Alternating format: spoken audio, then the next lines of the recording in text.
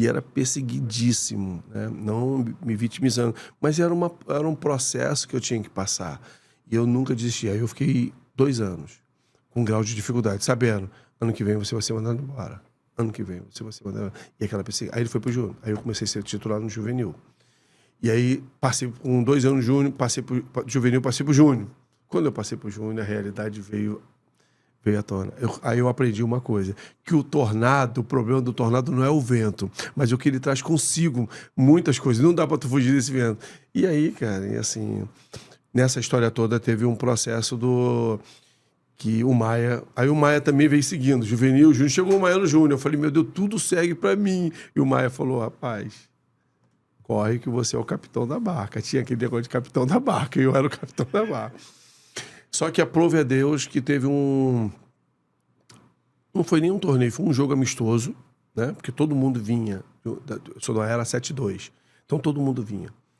Quem era dessa sua geração aí? Rogério Pinheiro. Aí era 7-2, 7-3, Rogério Pinheiro, Cláudio, falecido Antônio Carlos. Isso 7-2, tá? Aí o 7-3 vinham junto, que era Moisés, que era Cosme, um monte de Farley, Reinaldo, então tinha uma Charlie, que era o goleiro, então tinha uma galera, tinha o seu escolhido, porque nessa época tinha o seu Emílio Pinheiro. Chegando no Júnior, e aí eu já era reserva, então tinha até esse problema, que no Júnior eu comecei a receber, foi o único salário, o primeiro meu salário foi o salário no Juvenil.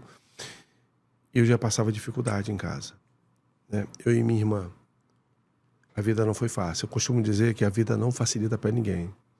Não é por causa da dificuldade que a vida te proporciona, que te oferece, que você vai desistir do teu sonho.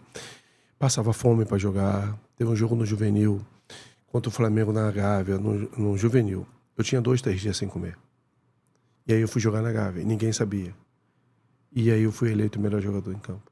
Eu tinha 2 dias que eu não almoçava e não jantava. Passando essa dificuldade. Quando eu recebo o primeiro pagamento no Juvenil, só dava 1 quilo de carne. Minha mãe tinha um barzinho. E nesse barzinho sobraram garrafas, sobraram coisas, assim que ela veio falecer. Meus irmãos já eram velhos.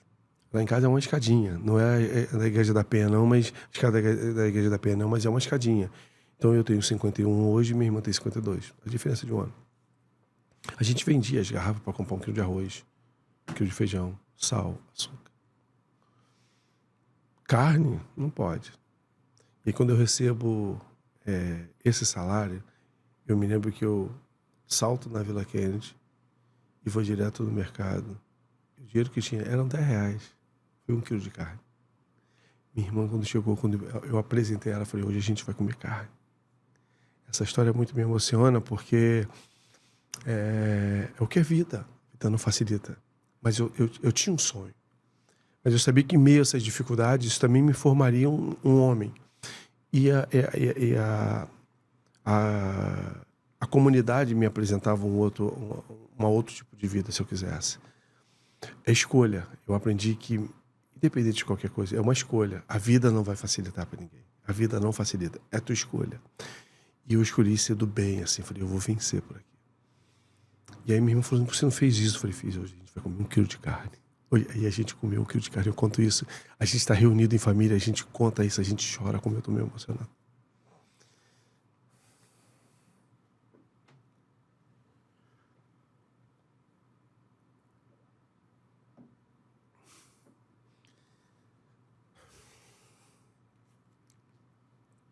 Perdão.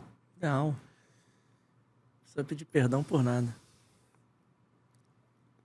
E ela falou, cadê o dia da passagem? Eu falei, os cobradores, lembra? Tinha aquela época que você descia por trás, só que não dava para eu descer por trás, porque era o penúltimo ponto e o último ponto em Marechal Hermes. E vários bicos na costela e tal, mas tinha que deixar eu descer, vou fazer o quê?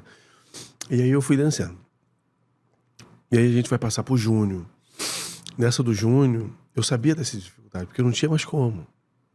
E aí aprove a Deus que nesse dia eles foram viajar. Eu sabia que eu estava fora. Se eu já estava fora lá no final, isso era junho, eu já estava fora em dezembro. Né? O Maia já me falava, olha, procura, que teu nome está na barca. E aí aprove a Deus que eles tiveram, o Júnior, que nunca tinha viajado, para a Suíça. Era o sonho de garoto, imagina. Mesmo sem R$1, indo para um outro país, saindo, eu só olhava para trás e falava, eu vou sair da Vila Kennedy. Não porque a Vila Kennedy, mas eu não... Aquilo que me dava força para dizer assim, ó, eu vou sair do local onde eu tô, porque eu sou um vencedor. Não que a Vila Kennedy não me formasse. Eu amo a comunidade onde eu moro, amo. Sou respeitado, minha família é respeitada e sempre fiz, eu costumo dizer assim, tem as suas regras. E graças a Deus, eu sempre segui as regras. Então, eu ando de cabeça erguida, minha família é respeitada, graças a Deus, né? Ninguém envolvido, graças a Deus. Mas era um sonho, imagina, viajar. E aí, claro, evidente que eu não tinha essa foi frustrada por causa dele, mas tinha um propósito. E aí eles foram viajar e eu permaneci com aquela proposta de que procura um time porque você vai. Enfim, teve... não sei se ainda tem ainda, tá? Uhum. Otávio Pinto Guimarães. Tem essa taça ainda? Tem. Até hoje tem? Tá.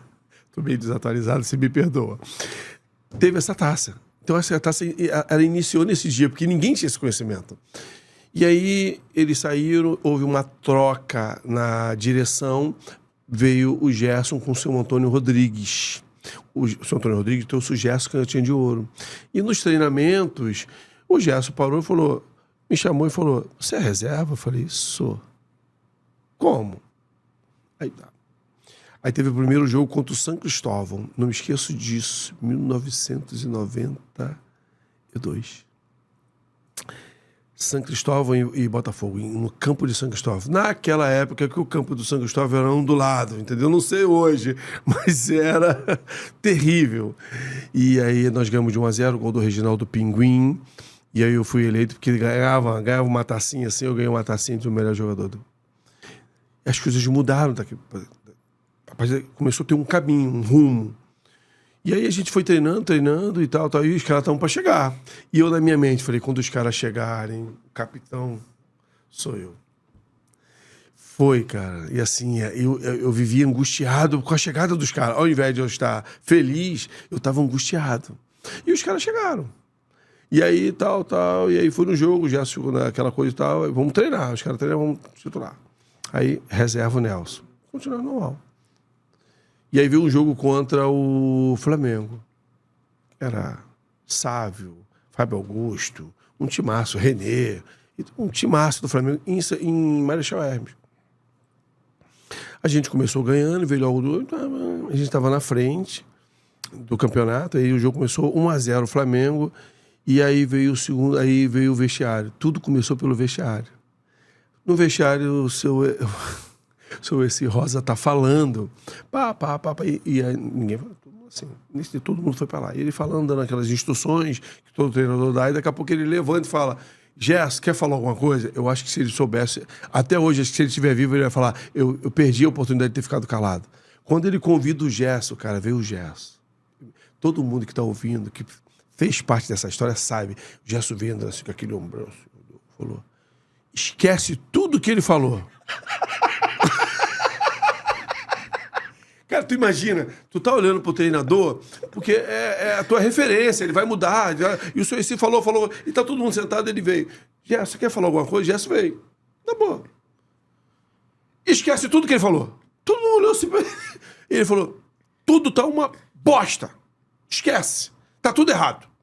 Eu quero entender por que aquele magrelinho ali tá no banco. Eu. Todo mundo olhou pra mim e falou, por que ele tá no banco? Não é pra ele estar no banco.